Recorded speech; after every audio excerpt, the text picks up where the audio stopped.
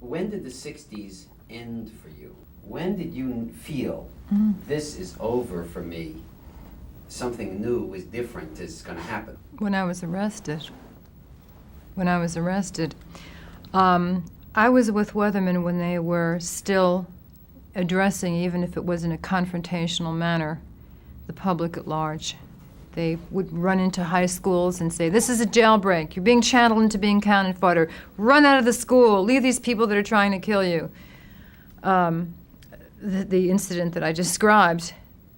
But then Weatherman began to feel that propaganda of the deed was going to be more efficient, and that creating turmoil in the mother country would turn the attention of the government inward and up the stakes for the participation, for being involved in Vietnam. And so Weatherman was preparing to go underground. And I was purged at that time because, quite accurately, I was not the material for this kind of thing. Although I thought I was. And I still had something to prove. And so I joined with a little group of other people who had been purged. And we stole ID, which Weatherman had been doing at that time. It was beginning to practice the skills of an underground life. There were people who would go to fraternity parties and take people's wallets and coats. And I did some of that in this little group. And I bought a gun. And me and this other little group of weather purgees would go to a quarry and we'd do target practice.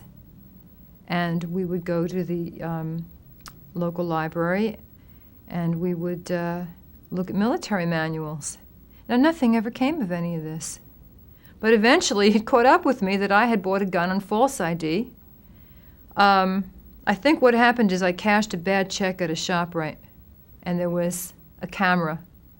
I had cashed one of my stolen checks to buy some groceries. Our group had broken up by this time. The invasion of Cambodia had happened. There had been a huge uprising on campus, and we were skulking around in a little room, plotting the overthrow of the government, and we missed out. And it was quite obvious, it became quite obvious, that the student movement was alive, was committed, was passionate. And one of the people in our group had been in that demonstration and was instrumental in getting us together and saying, our whole approach is wrong, and we've got to disperse. Now, maybe that was the beginning of the end for me, the specter of being alone. No longer in a group. It has been years now that I had been making decisions about what I was going to do with my life according to the collective.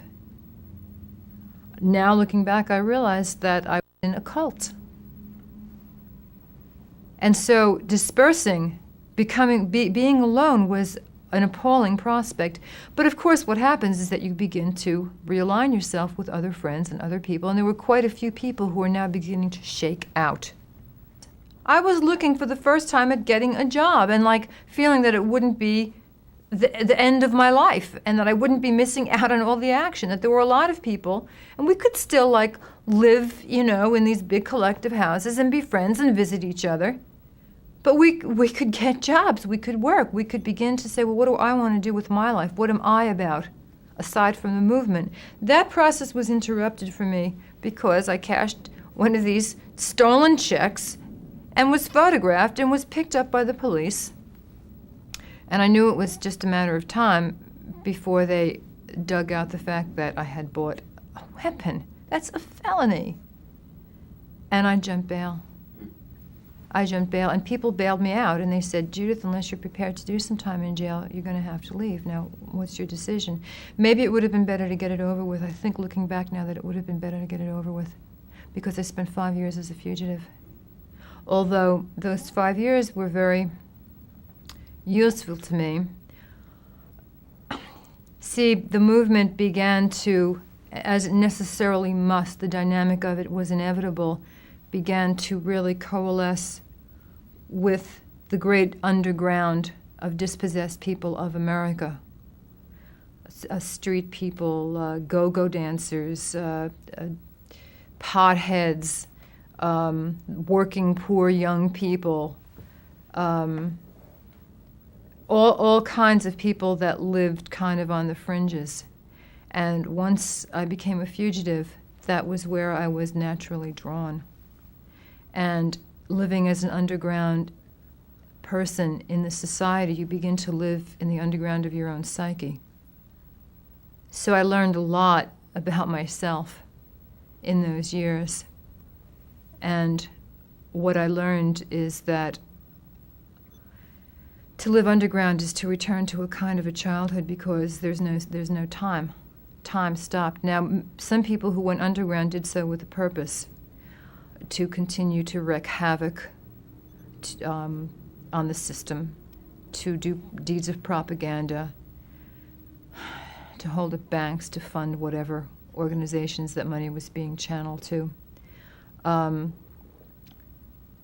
have come to really believe that our society is our fate and that we work with it, and to accept it without believing in everything it does, as we don't necessarily believe and congratulate ourselves for any of one or all of our particular acts, but to accept it, to accept our society, to accept ourselves, is really essential for our development, for our perspective, for a sense of reality, and for being productive towards whatever end that we decide we want to go towards. We must accept ourselves, we must accept our society, we must accept everything that's involved in creating the situation, having compassion for it, having understanding for it, without endorsing it, but having compassion, having acceptance. And to live underground is to suspend participation in that society and participation in self-development. I went backward, and perhaps I did a lot of things I needed to do, but after 5 years, I came to the conclusion that they could lock me up in jail for the rest of my life, and I would be making more progress than if I remained a fugitive, because I would still be, in a way, in my society. I would be in its hands, whatever they wanted to do with me. I needed to put myself back in the hands of my country and my society to be myself. I am in my 40s.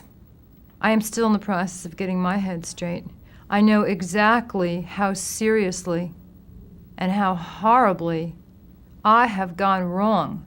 The kinds of thoughts that I used to think about people, the kinds of terroristic thoughts that used to go through my mind towards my fellow human being were so profound and have told me that there is so much amiss in my own psyche that I have such a serious responsibility to deal with that it would be unconscionable for me to set myself up again in any kind of posture of leadership without grappling with that work.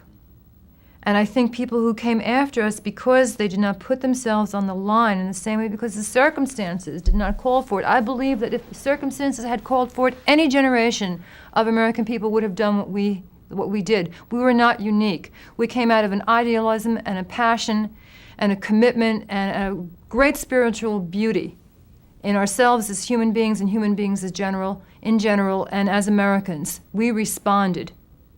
And any generation would have done it. But because we were on that front line, and because we had to grapple not only with the geopolitical forces of darkness, but the way that corresponded to forces of darkness that were within us, we made a lot of mistakes, and we learned a lot about ourselves that was very negative and very dark.